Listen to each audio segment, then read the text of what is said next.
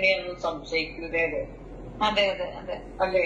അതുകൊണ്ടായിരിക്കും ആ പെണ്ണ് ഇവരുമായിട്ടുള്ള ഇത് സംശയിക്കാൻ പറ്റുന്നത്. വല്ലാത്തൊരു ജീവിതമായിട്ട്. എല്ലാവർക്കും നമസ്കാരം. ആദില, നൂറ ഇവരുടെ വിഷയം ഇങ്ങനെയാണെങ്കിൽ നിൽക്കുമെന്നൊന്നും തോന്നുന്നില്ല. ബിഗ് ബോസിൽ ഫാമിലി റൗണ്ടിൽ അവരുടെ ഫാമിലി ഒന്നും വന്നിട്ടില്ല. ദിയാസനെയും ജാസ്മിൻ മൂസയൊക്കെയാണ് വന്നിട്ടുള്ള. എല്ലാവരും കണ്ടല്ലോ. എനിക്കതിൽ ഒരു സങ്കടവും തോന്നിയില്ല. അഭിനയങ്ങൾ കണ്ടപ്പം വീണ്ടും വീണ്ടും ഇപ്പൊ ചിരിയാണ് വരുന്നത്.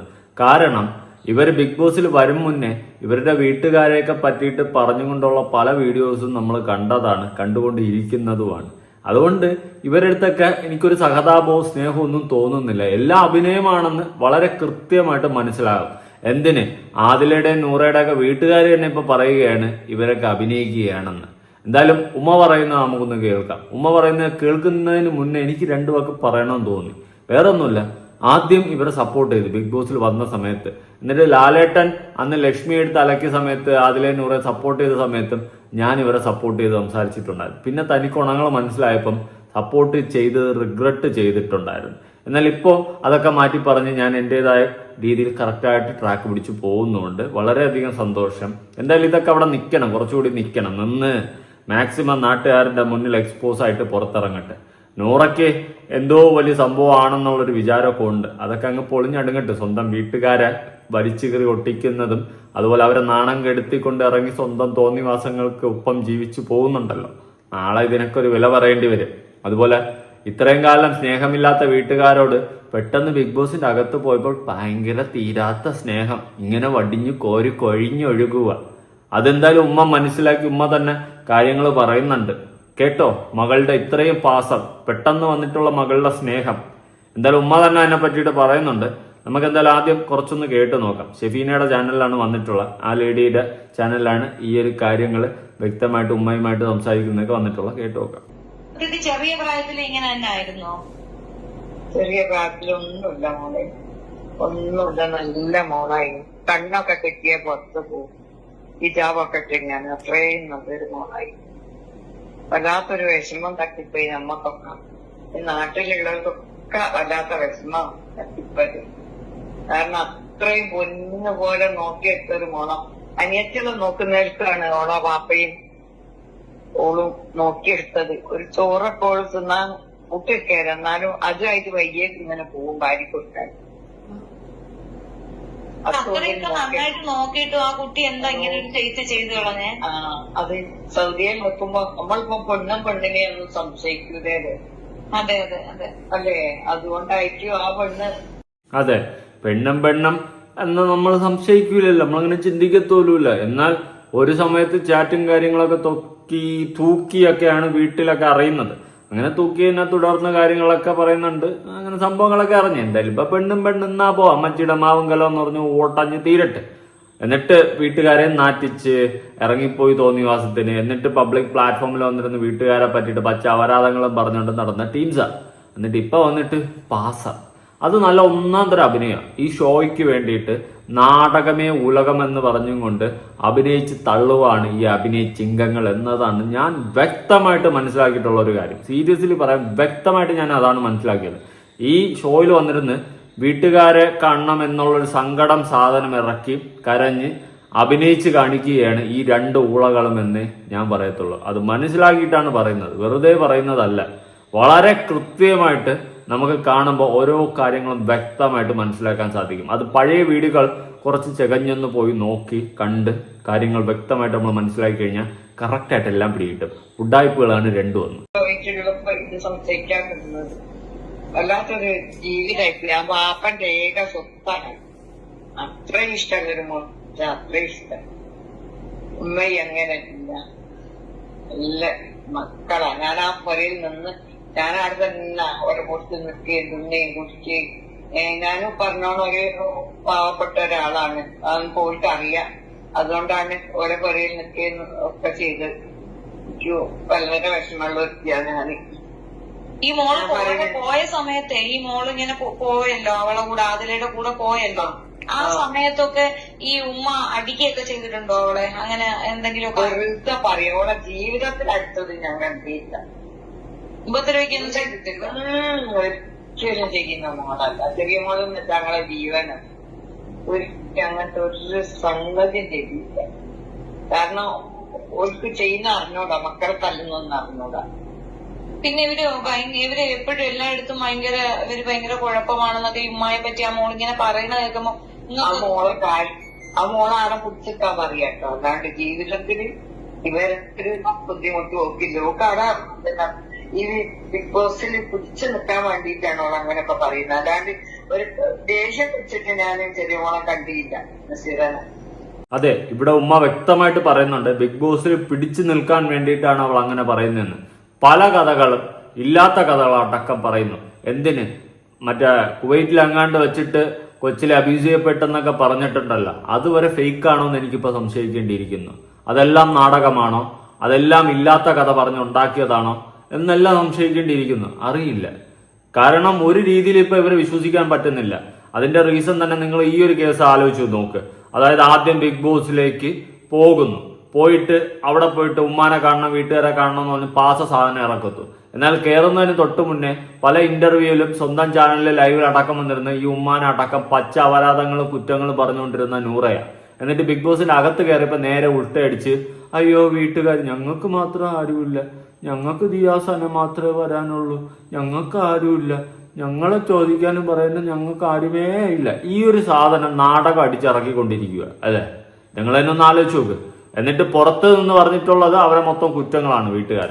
അത് ഉമ്മ തന്നെ പറയുന്നുണ്ട് കറക്റ്റായിട്ട് മനസ്സിലാക്കിയിട്ട്. ഒരു സ്നേഹമില്ല, ഒരു തേങ്ങയില്ല, ബിഗ് ബോസിന് വേണ്ടിയിട്ട് ഓരോ ഡയലോഗ് അടിച്ച് തള്ളുന്നതാണ്. അങ്ങനെ വന്നപ്പോഴാണ് എനിക്ക് ഈ കുവൈറ്റില മസ്കറ്റിൽ അവിടെ വെച്ചിട്ട് കൊച്ചിലെ മറ്റേ പരിപാടി ആയെന്ന് പറഞ്ഞില്ലേ, അതെന്തോ ഒരു ഫേക്കാണ് എന്ന പോലെ എനിക്ക് ഇങ്ങനെ തോട്ടു പോവുകയാണ്. അറിയില്ല നമുക്ക് അതിന്റെ സത്യാവസ്ഥ. അതിപ്പോ അറിയാന്നുള്ള ആരും ഈ ഭൂമിയിൽ ഉണ്ടെന്നും തോന്നുന്നില്ല. ഇതിപ്പം എന്തോ നമുക്കതിന്റെ സത്യാവസ്ഥ ക്ലിയർ ആയിട്ട് ഒരു രീതിയിലും മനസ്സിലാക്കാൻ സാധിക്കുന്നില്ല. പ്രത്യേകിച്ച് അറിയില്ലടേ, അതും എന്തോ എനിക്കൊരു ചോദ്യചിഹ്നത്തിലായി. ഇപ്പം സഹതാപം പിടിച്ചു പറ്റാൻ വേണ്ടി ഒരു കഥ ഇറക്കിയതുപോലെ പണ്ട് മറ്റേ അനിയൻ മുതൽ വന്നിട്ട് സനയുടെ കഥ ഇറക്കിയില്ലേ ആർമി, അതുപോലെ ഒരു കഥ ഇറക്കിയതാണോ എന്നും ഒരു സംശയം ഇല്ലാതില്ല. എന്തായാലും നാടകമേ ഉലകമല്ലേ ജീവിതം. നീയൊക്കെ വെറും മുഖം മൂടി അണിഞ്ഞ സാധനങ്ങളാണെന്ന് നമ്മൾ തിരിച്ചറിഞ്ഞു ജനങ്ങൾ. അത് തന്നെയാണ് എനിക്ക് പറയാനുള്ള. ഉമ്മ പറയുന്ന ബാക്കി കേട്ടോക്കാം. ഇവിടെ സ്കൂൾ ചേർത്തിയപ്പോ തന്നെ ഉള്ള ടൈം ആകുമ്പോഴേക്ക് ഞാൻ ഒരു ഓട്ടോറിക്ഷയ്ക്ക് കാറിന് ഡെലിവറിയില്ലായിട്ട് ഓട്ടോറിക്ഷയും വിളിച്ച് മോളെ കൊണ്ടുവരാൻ പോയത്. ഇത്രയും നല്ലൊരു മോള് ഞാൻ പറയാം. ഞാൻ വിചാരിക്കും എങ്ങനെയൊക്കെ നോക്കിയെടുത്തൊരു മോളാണ് അത് വിചാരിച്ചക്ക് ആൾ പോയിട്ട് ചീച്ചറിയാൻ. ഇവിടെ തന്നെ ഞാൻ വിചാരിക്കും കവണ്ടി വിടുന്നൊന്നും അറിയാല. അങ്ങോട്ട് തിരിച്ച് ഇതൊക്കെ പറയുമ്പോ ഈ നാണം കെട്ട സ്വഭാവമൊക്കെ പറയുമ്പോ ഞാൻ അങ്ങോട്ട് തിരിച്ച് പറഞ്ഞ് വിടട്ടെ എന്നൊക്കെ വിചാരിച്ചു. ഇത്രയും ഞാൻ അവിടെ എത്തിയാ ഞാൻ പറഞ്ഞു കൊടുക്കായി. പക്ഷെ അന്ന് എനിക്ക് അറിഞ്ഞൂടാ ഈ ഫോണില് ചെയ്യുന്നത്. അങ്ങക്ക് അവിടെ പോയി ഇത് അങ്ങനെ പറഞ്ഞു കൊടുക്കണമെന്നൊക്കെ ഉണ്ടായിരുന്നല്ലേ? മനസ്സിലെന്നോ തോന്നിയതാ. അത് ശരിയാണല്ലോ, കൂടെ നിന്ന് നിങ്ങൾക്ക് അറിയാമല്ലോ അവര് പറയുന്നത്. എന്ത് നല്ലോണം നോക്കിയെടുത്തോ ഓമനെ മക്കളാന്നറിയാം എല്ലാരെയും. ഞാനവിടെ സ്വന്തം തന്നെ ഒരു ഉമ്മന്റെ സ്ഥാനമാണ് ഞാൻ. എനിക്കിപ്പോ അതൊക്കെ വിചാരിക്കുമ്പോ കുട്ടിയും പോയി ചീത്തറിയും. സ്വന്തം അമ്മനെ പറ്റി വേണ്ടാത്ത കാര്യങ്ങൾ ഇങ്ങനെ പറഞ്ഞിട്ട് ആൾക്കാർ പറയാണ് എന്തിനായിട്ടില്ലേ ഈ മക്കളെ നമ്മൾ പോറ്റിയെടുത്ത് തോതിലായിട്ട് മക്കൾ ഇങ്ങനെ പറഞ്ഞുണ്ടാക്കുന്ന ഒരു ഉമ്മമാര്. ഇവളൊക്കെ അല്ലേ ഹിജാബൊന്നും ഇടാണ്ട് ഈ നല്ല കണ്ണും കെട്ടിയല്ലാണ്ട് ഈ ചെറിയ മോളും പുറത്തിറങ്ങിയതാണ്. ഒരേ വന്നാ പിന്നെ നയിച്ചപ്പെട്ട് നല്ല ഒരു ഇതിൽ നോക്കുക. അല്ല പുറത്ത് പോവുകയാണെങ്കിൽ അന്നപ്പോ എല്ലാം എടുത്തിട്ട് കണ്ണിന് കെട്ടിയിട്ടാണ്. അതുപോലെ ചെന്തായി മക്കള് രണ്ടും ആണ്. ഒരു ദിവസം തന്നെ പറ്റിച്ചു. ഒരു ഡ്രൈവിംഗ് കഴിക്കാൻ പോകപ്പെട്ട ആൾ തന്നെ ഓരോ കൊല്ലെടുത്ത് തന്നെ പോയതാ. അപ്പൊ ഞാനിങ്ങനെ പോയി ഓലാണ്. അപ്പൊ ഞാൻ ഓല കണ്ടിട്ട് എനിക്ക് മനസ്സിലായില്ല. കണ്ണും മുഖമൊക്കെ കിട്ടിയ രണ്ട് പെണ്ണുങ്ങൾ ഏതാന്ന് വിചാരിച്ചു. ഞാനും മുന്നോട്ട് അങ്ങ് പോയേ. എന്നാലും അവര് രണ്ടും ചെസ്റ്റ് ഓടി വന്നിട്ട് ഇന്ത്യത്തൊക്കെ ഞങ്ങളങ്ങനെ കണ്ടിട്ട് അറിഞ്ഞില്ല. അതേന്ന് പറഞ്ഞ് അതിന്റെ ഒരു നല്ലൊരു കുടുംബമാണ്. ഒരു ഉമ്മയും ബാപ്പയും ഒക്കെ തന്നെ ആരാന്നറിയാം. അത്രയും നല്ല ഈ ഇതിന് നല്ലൊരു ഫാമിലിയാണ്. ഓരൊക്കെ ഭക്ഷണം തൊഴിലുള്ള ആൾക്കാരാണ്. ഇപ്പൊ ഇവര് ഈ ബിഗ് ബോസിലേക്ക് പോകുന്നതിനെ പറ്റി എന്താണ് അഭിപ്രായം? എന്താ ഇവര് ആ മോളെ കാണാനായിട്ട് ബിഗ് ബോസിലോട്ട് പോകുന്നത് നിങ്ങൾക്ക് അങ്ങനെ പോകുന്നുണ്ടാവും? ഒരു പറയുന്ന എന്താ അറിയോ, ഞാൻ വിളിച്ചിന് വരാം. പറഞ്ഞു മോളെ നമ്മളെ മോക്ക് ഓളെടുത്ത് നിന്ന് മതിയായി തോന്നുന്നു, നിങ്ങൾ പോയി കൂട്ടിക്കൊണ്ടുവരുന്ന ഞാൻ പട്ട് ഇതാ വോയിസ് ഇട്ട് എഴുതി ചെയ്തു. അപ്പോഴും എന്നോട് പറഞ്ഞു ചിലപ്പോ ഒരു രണ്ടാളും ഒരു ദേഷ്യം കൊണ്ട് അങ്ങനെ എല്ലാരെയും ദേഷ്യം വിട്ടിച്ചൊക്കെ കാട്ടി തരികയായിരിക്കും ഒരു ബിഗ് ബോക്സിൽ എത്താൻ വേണ്ടിയിട്ട്. അപ്പൊ ഒരു പുറത്ത് വരട്ടെ, എന്നാല് അപ്പനെ എന്നെ വിളിച്ചാൽ ഞങ്ങൾ പോയി കൂട്ടിക്കൊണ്ടുവരുന്നാണ്. അല്ലാതെ അവർക്ക് മോള് വേണ്ട എന്നൊരു ഇതില്ല, മോള് വേണമെന്നില്ല. മോളെ വേണമെന്നല്ല, അത്രയും കുട്ടികളോ മക്കളോ വേണ്ടാന്നോ അത്രയും ഇതെന്ന് വെച്ചാൽ ആ വാപ്പന്റെ ജീവന് ശ്വാസമായിട്ടുണ്ടെങ്കിൽ മോളാ അത്രയും. ഇപ്പം തന്നെ ആടാ പോയിട്ട് ആ ഒരു പീഡിയക്ക് വരെ ഓളെ പേരാട്ട് അവളോട് ഒരു പ്രത്യേക ഇഷ്ടമാണ്. അല്ല, ഒത്തിരി കാലം കഴിഞ്ഞുണ്ടായ കുഞ്ഞല്ലേ ആ സ്നേഹം.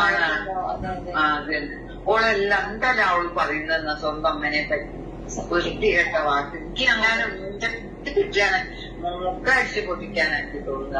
അത്രയും വിഷമം. സ്വന്തം അമ്മ ഒരു നല്ലൊരു കൂടുതൽ കൊഞ്ചിച്ച് യാളിച്ചും തലയെ കയറ്റി വെച്ച് വളർത്തിയപ്പോ ആ ഉമ്മാക്ക് മോള് കൊടുത്ത സമ്മാനമാണ്. സ്വന്തം തോന്നിവാസത്തിന് ജീവിക്കാൻ ഇറങ്ങിപ്പോയി. എന്നിട്ട് വീണ്ടും ഓരോ മീഡിയയിൽ വന്നിരുന്ന് ഈ ഉമ്മാനെ കുറ്റം പറയുക. അവർ പ്രസവിച്ചതിന്റെ കണക്ക് വരെ പറഞ്ഞ് പുച്ഛിച്ചുകൊണ്ടിരുന്നു. എന്തുവാ അല്ലേ? ഇതിനൊക്കെ വീട്ടിന്റെ പടിയുടെ 7 അയലത്ത് അടുപ്പിക്കാൻ കൊള്ളൂല. അതുപോലെ ലക്ഷ്മിയുടെ അമ്മ വന്നിട്ട് ഒരു സ്റ്റേറ്റ്മെന്റ് പറഞ്ഞിട്ടുണ്ടായിരുന്നു, ഞാൻ വീടിന്റെ അകത്ത് ലക്ഷ്മി മോള് കയറ്റിയില്ലെങ്കിൽ ഞാൻ വരാന്തയില്ലെങ്കിലും കയറ്റാന്ന്. സത്യം പറഞ്ഞാൽ അത് ഒരു വൃത്തികെട്ട വർത്തമാനമാണ്. പക്ഷെ സാഹചര്യം വെച്ച് നോക്കുമ്പോൾ എനിക്ക് അതൊരു വൃത്തികേടായിട്ട് ഒരു തോന്നിവാസമായിട്ട് തോന്നുന്നില്ല. അവർ കോമഡി ആയിട്ട് പറഞ്ഞെങ്കിലും കാര്യമായിട്ട് പറഞ്ഞെങ്കിലും എനിക്ക് ഈ ഉമ്മ അനുഭവിച്ച് വെച്ച് നോക്കുമ്പോൾ അവരിപ്പം ഈ സമൂഹത്തിൽ നിന്ന് കേൾക്കുന്ന പഴികളോ ചീത്തവിളിയോ തെറിവിളിയോ അല്ലെങ്കിൽ ആക്ഷേപങ്ങളോ ഒന്നും തികയുന്നില്ല എന്ന് എനിക്ക് തോന്നുന്നു. കാരണം ഈ ഉമ്മയൊക്കെ അനുഭവിച്ച് കൂട്ടിയതിന് കൈ കണക്കില്ലടേ. മോളെ സ്നേഹിച്ചും കൊഞ്ചിച്ചും ലാളിച്ചും വളർത്തിയതിനുള്ള സമ്മാനമാണ് മോൾ അണ്ണാക്കി കൊടുത്തിട്ട് പോയത്, ഇപ്പോഴും കൊടുത്തോണ്ടിരുന്നത്. എന്നിട്ട് ബിഗ് ബോസ് എന്ന് പറയുന്ന ഷോയിൽ പോയപ്പം മോള് ഘോര പ്രസംഗിക്കുന്നു. മോൾ എന്താ പറയുന്നത്? എന്റെ വീട്ടുകാർ നമ്മളെ മാത്രം ആരും വരാനില്ല, ആരും എങ്ങനെ വരും നിന്നെയൊക്കെ നോക്കാൻ, എങ്ങനെ വരും? മോട്ടൽ വെട്ടി അടിക്കേണ്ട പരിപാടിയല്ല കാണിച്ചു കൂട്ടിയിട്ടുള്ളത്. ഒരു മനുഷ്യൻ തിരിഞ്ഞു നോക്കില്ലല്ലോ. ലക്ഷ്മിയുടെ അമ്മ എന്ന് പറഞ്ഞത് എനിക്ക് തെറ്റായിട്ടൊന്നും തോന്നുന്നില്ല. നിങ്ങളുടെ അഭിപ്രായം പറ. എനിക്കത് ഇവര് ചെയ്ത് കൂട്ടിയത് വെച്ച് നോക്കുമ്പോൾ ഒരു തെറ്റും തോന്നുന്നില്ല. ഇനിയിപ്പം അല്ലാണ്ടുള്ള ഈ കമ്മ്യൂണിറ്റിയിലുള്ള LGBT ഏതെങ്കിലും ഒക്കെ ഉള്ളതിലെ പെട്ട മാന്യമായിട്ട് ജീവിക്കുന്ന ആൾക്കാരുണ്ടെന്ന് വെച്ചോ, അവരെ പറ്റിയിട്ട് ഒരു സ്റ്റേറ്റ്മെന്റ് പറഞ്ഞിരുന്നെങ്കിൽ നമുക്ക് പ്രതികരിക്കാം. കാരണം അവരാർക്കും ദ്രോഹം ചെയ്യാതെ മാന്യമായിട്ട് അവരുടെ സ്വന്തം ഇഷ്ടത്തിന് ജീവിച്ചു പോകുന്ന ആൾക്കാരാണെങ്കിൽ നമുക്കൊക്കെ പറയാം.